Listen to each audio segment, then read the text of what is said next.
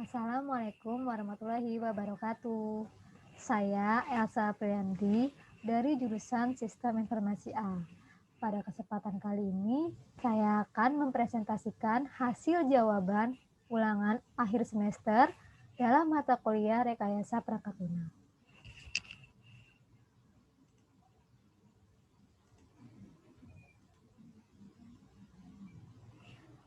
Langsung saja, soal esai. Soal pertama, uraikan dengan singkat dan jelas konsep dan prinsip objek oriented di bawah ini. Jawab. Kelas. Kelas merupakan struktur pembuatan tipe data yang ditentukan pengguna yang menampung seluruh kumpulan data suatu objek. B. Modularity. Modularity merupakan prinsip desain yang membagi sistem menjadi bagian-bagian yang lebih kecil, yang disebut modul, yang dapat dibuat, dimodifikasi, diganti, atau ditukar secara independen dengan modul lain atau antar sistem yang berbeda. C. Abstraksi. Konsep yang menyembunyikan detail latar belakang dan hanya mewakili informasi yang diperlukan.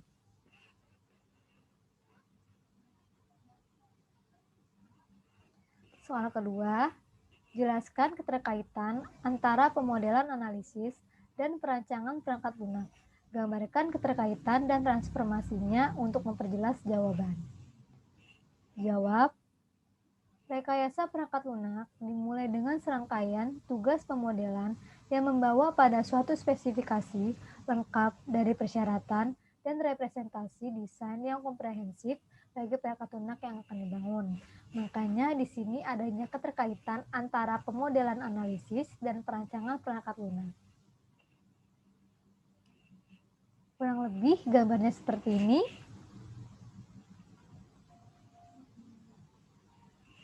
Untuk mencapai sasaran tersebut, dibuatlah model analisis yang berisi data dictionary, deskripsi semua objek data yang dapat dikelola oleh perangkat lunak.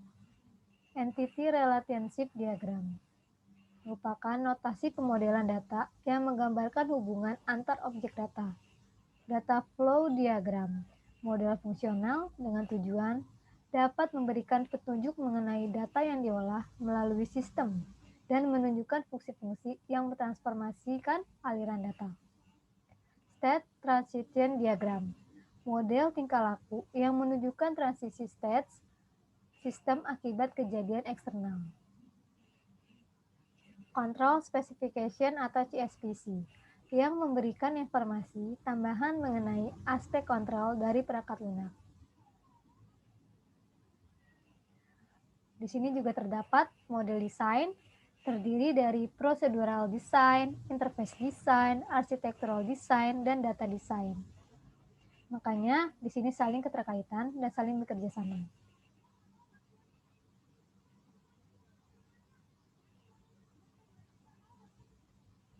Untuk membangun sebuah sistem.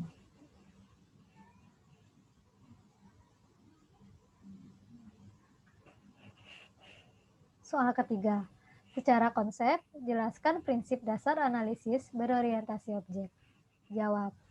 Analisis dan perancangan berorientasi objek adalah suatu metode analisis yang memeriksa requirement atau syarat-syarat atau keperluan yang dipenuhi suatu sistem dari sudut pandang kelas-kelas dan objek-objek dalam lingkup permasalahan. Objek dan kelas objek.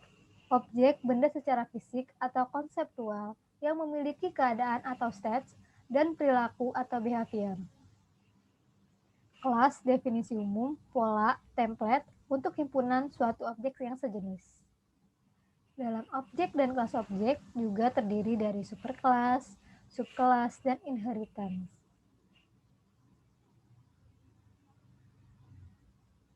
Prinsip Object-Oriented Programming terdiri dari 3, yaitu encapsulation, inheritance, serta polymorphism.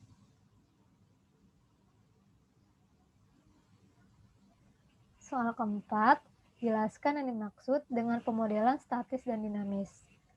Jawab, model statis adalah model yang menangkap bagian-bagian dari sistem dan struktur hubungan antar bagian dari sistem perangkat lunak. Sedangkan model dinamis menitikberatkan bagaimana bagian-bagian sistem saling berinteraksi untuk menghasilkan perilaku dari sistem perangkat lunak.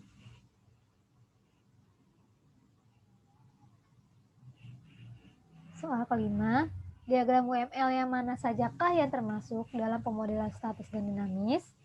Diagram UML yang termasuk model statis terdiri dari kelas diagram, objek diagram, komponen diagram, deployment, dan pancakes diagram. Diagram UML yang termasuk model dinamis terdiri dari use case diagram, sequence diagram, communication, state diagram, activity diagram, turning diagram, interaction overview diagram.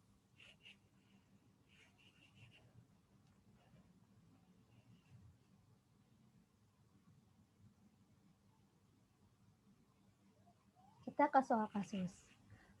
Anda diminta untuk membuat sebuah subsistem dari sebuah aplikasi klinik kesehatan.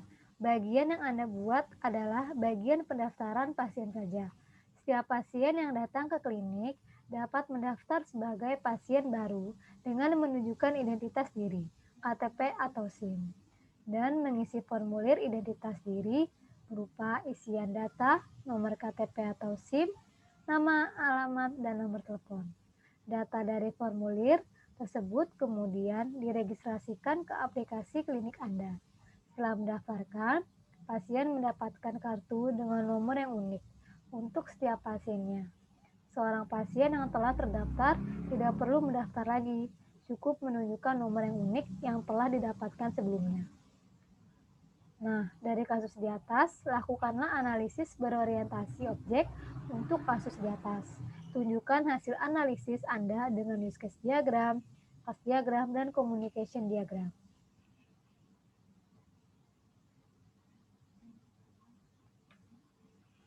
Use case diagramnya terdiri dari dua aktor, yaitu pasien dan petugas rumah sakit.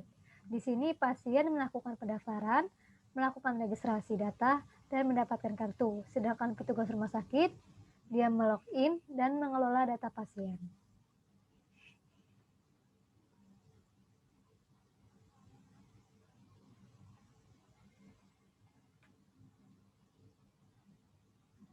Kelas diagram. Kelas pasien memiliki keterhubungan langsung dengan kelas registrasi. Karena di registrasi ini, pasien wajib memasukkan identitas pasien dan petugas rumah sakit mengelola kembali hasil registrasi pasien. Petugas rumah sakit memiliki keterkaitan dengan mengelola data pasien karena di sini data pasien akan dikelola oleh petugas rumah sakit. Pasien melakukan pendaftaran pasien di mana dalam kelas pendaftaran terdapat atribut yang berada di kelas pasien, yaitu adanya identitas pasien seperti ada alamat, nama pasien, nomor KTP atau SIM, nomor telepon.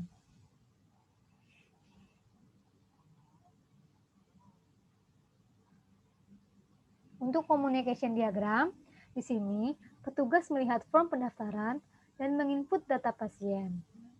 Terus adanya pemrosesan data pasien. Setelah itu, proses menghubungkan ke database dan proses input data. Setelah proses input data berhasil, maka adanya kotak pesan dan terjadi proses print cetak kartu pasien. Sekian dari presentasi saya.